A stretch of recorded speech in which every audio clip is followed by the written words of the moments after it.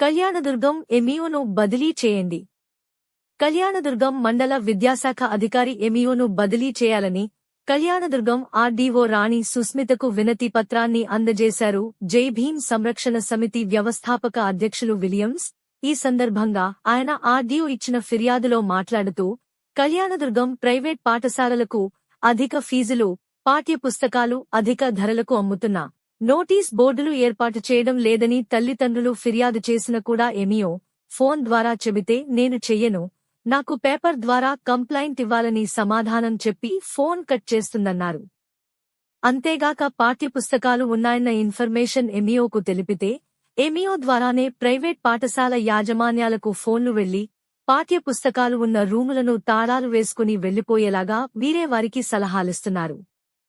ఇలాంటి ఎంఈఓ ఉండటం కంటే బదిలీ చేస్తే కళ్యాణదుర్గం మండలంలో పేద విద్యార్థులు చదువుకోటానికి అవకాశం ఉంటుందని, తక్షణమే కళ్యాణదుర్గం ఎంఈఓని బదిలీ చేయాలని ఆయన ఆర్డీఓని కోరారు.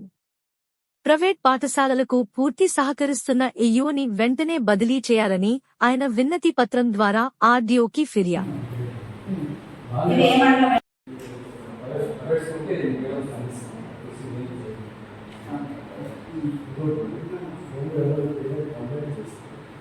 పేపర్ ద్వారా సపోర్ట్ చేస్తాను. మనకు 10% కూడా న్యాయం లేదు.